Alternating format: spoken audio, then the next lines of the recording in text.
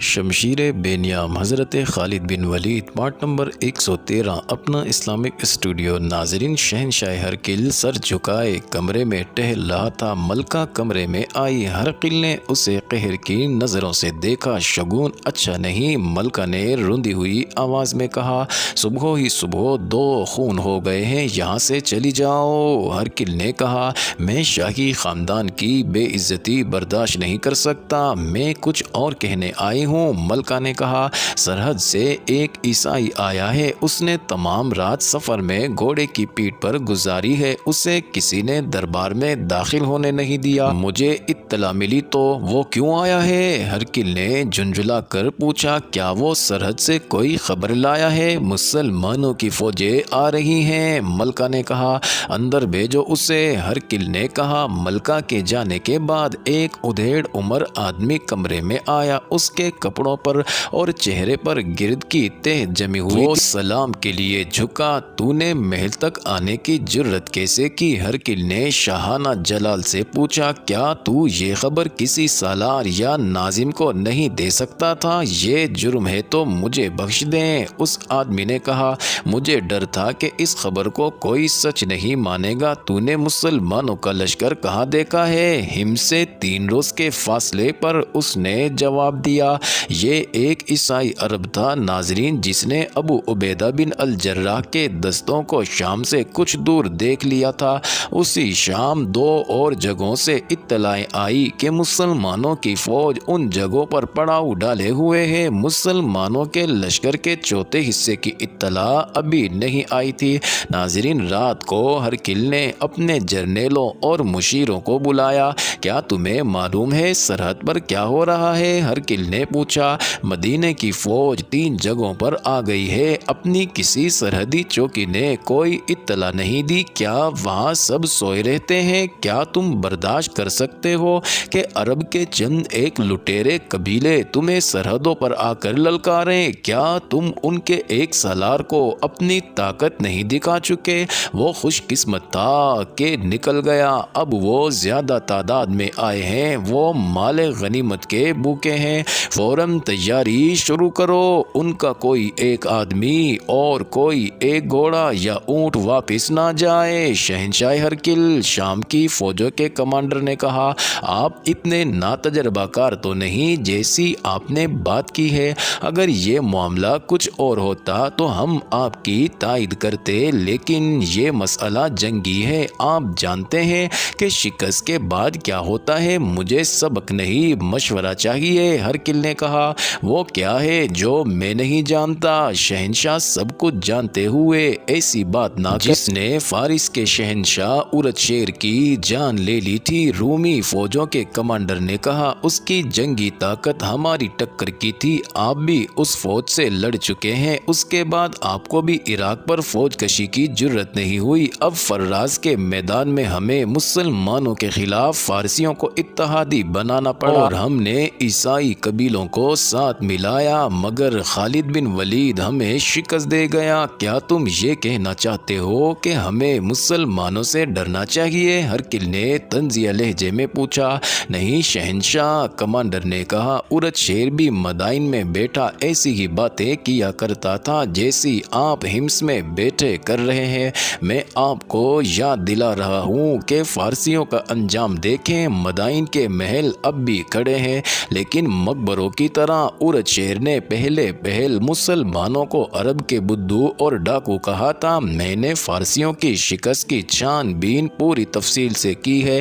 ارتشیر کے منہ سے یہی الفاظ نکلتے تھے، کچل دو، مگر اس کا جو بھی جرنیل مسلمانوں کے مقابلے کو گیا وہ چلا گیا۔ مسلمان ان کے علاقوں پر علاقے فتح کرتے آئے، حتیٰ کہ ان کے تیر مدائن میں گرنے لگے۔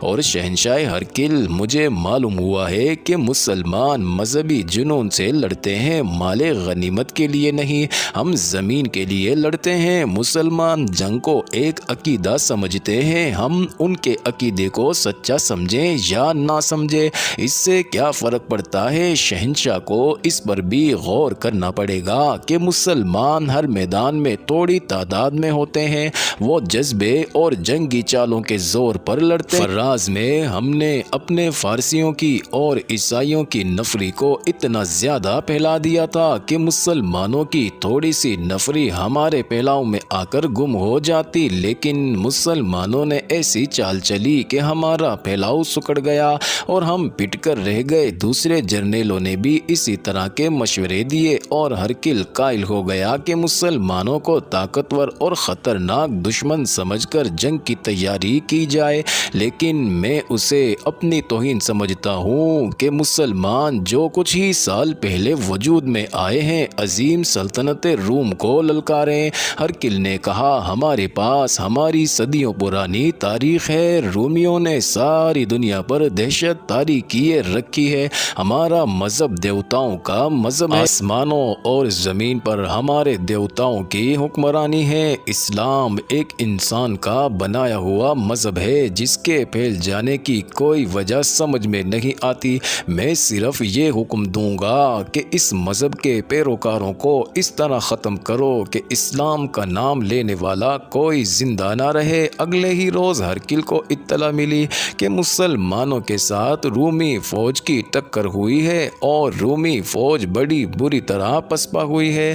ناظرین، یہ عمرو بن العاص کے دستے تھے جو تبوک سے آگے بڑھے تو رومی فوج کے کچھ دستے ان کی راہ میں حائل ہو گئے۔ یہ شام کے عیسائی عربوں کے دستے تھے ناظرین، جن کے ذمے سرحدوں کی دیکھ بھال کا کام تھا۔ حضرت عمرو بن العاص بڑے ہوشیار سالار تھے، انہوں نے ایسی چال چلی کہ اپنے ہراول دستے کو دشمن سے ٹکر لینے کے لیے آگے بھیجا اور دشمن کو گھیرے میں لینے کی کوشش کی، لیکن شام کے عیسائی عربوں کے دستے تھوڑا سا نقصان اٹھا کر پسپا ہو گئے۔ حضرت عمرو بن العاص ایلا کے مقام پر پہنچ گئے۔ یزید بن ابی سفیان بھی اپنے دستوں کے ساتھ ان سے آ ملے۔ ناظرین، جو ہی مدینہ کے لشکر کے یہ دونوں حصے اکٹھے ہوئے، روم کی فوج ان کا راستہ روکنے کے لیے سامنے آ گئی۔ ناظرین، مورخوں کے مطابق روم کی اس فوج کی نفری تقریباً اتنی ہی تھی جتنی کہ مسلمانوں کی تھی۔ اب دو مسلمان سالار اکٹھے ہو گئے تھے، انہوں نے رومیوں کے ساتھ آمنے سامنے کی ٹکر لی۔ ناظرین، رومیوں نے جم کر مقابلہ کرنے کی کوشش کی لیکن قدم جما نہ سکے اور پسپا ہو گئے۔ یزید بن ابی سفیان نے ایک سوار دستے کو ان کے تعاقب میں بھیج دیا۔ رومیوں پر کچھ ایسی دہشت طاری ہو گئی تھی کہ وہ سوائے کٹ کٹ کے مرنے کے اور کچھ بھی نہ کر سکے۔ شہنشاہ ہرکل کو جب اپنے دستوں کی اس پسپائی کی اطلاع ملی تو وہ آگ بگولا ہو گیا۔ اس نے اپنے جرنیلوں کو ایک بار پھر بلایا اور حکم دیا کہ زیادہ سے زیادہ فوج اکٹھی کر کے شام کی سرحد کے باہر کسی جگہ مسلمانوں کے ساتھ جنگ لڑی جائے اور انہیں وہیں ختم کیا جائے۔ مسلمان سالاروں نے ان جگہوں سے جہاں وہ پڑاؤ ڈالے ہوئے تھے چند آدمیوں کو اپنے زیر اثر لے لیا اور انہیں بے انداز انعام و اکرام کا لالچ دیا، جس کے عوض وہ مسلمانوں کے لیے جاسوسی کرنے پر آمادہ ہو گئے۔ چند دنوں میں ہی وہ مطلوبہ خبریں لے آئے۔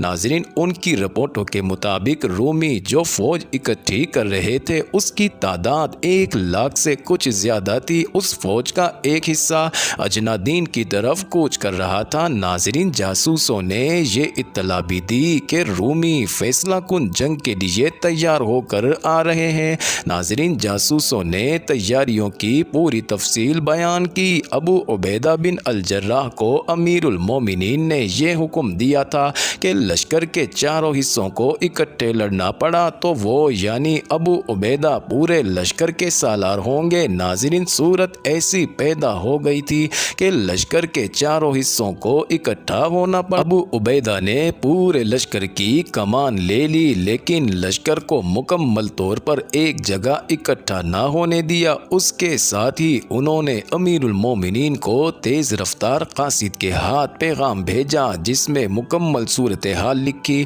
اور یہ بھی کہ رومیوں کی تعداد 1,00,000 سے زیادہ ہوگی۔ ناظرین، یہ تھے وہ حالات جن کے پیش نظر امیر المومنین نے خالد کو حکم بھیجا تھا کہ وہ شام کی سرحد پر اس جگہ پہنچے جہاں مدینہ کا لشکر خیمہ زن ہے۔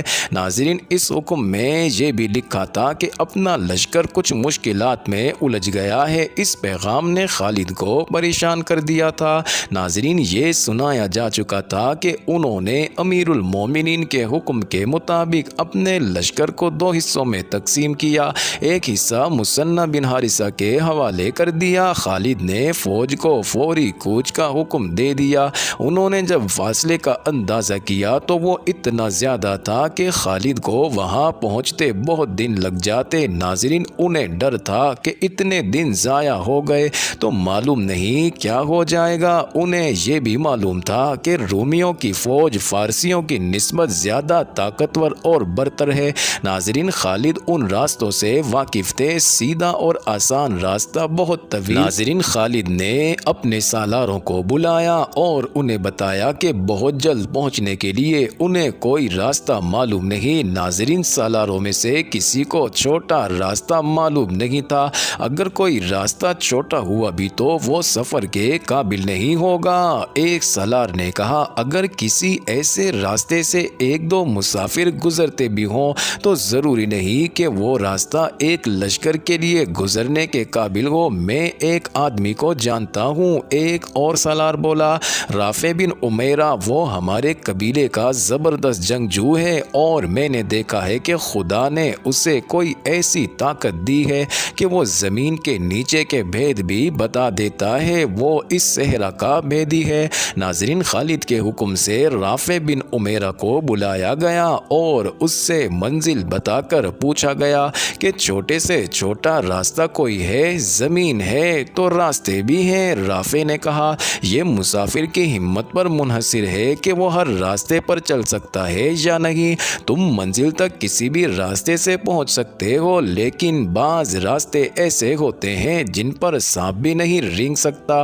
میں ایک راستہ بتا سکتا ہوں، لیکن یہ نہیں بتا سکتا کہ اس سے لشکر کے کتنے آدمی منزل تک زندہ پہنچیں گے، اور میں یہ بھی بتا سکتا ہوں کہ گھوڑا اس صحرائی راستے سے نہیں گزر سکتا۔ گھوڑا اتنی پیاس برداشت نہیں کر سکتا اور گھوڑوں کے لیے پانی ساتھ لے جایا نہیں جا سکتا۔ ناظرین، خالد نے اپنا بنایا ہوا نقشہ اس کے آگے رکھا اور پوچھا کہ وہ کون سا راستہ بتا رہا ہے۔ یہ قرا کر ہے اے سپہ سالار۔ معزز ناظرین، یہ انٹرسٹنگ ویڈیو جاری ہے۔ اگلی ویڈیو کس نمبر 114 میں دیکھنا مت بھولیے گا۔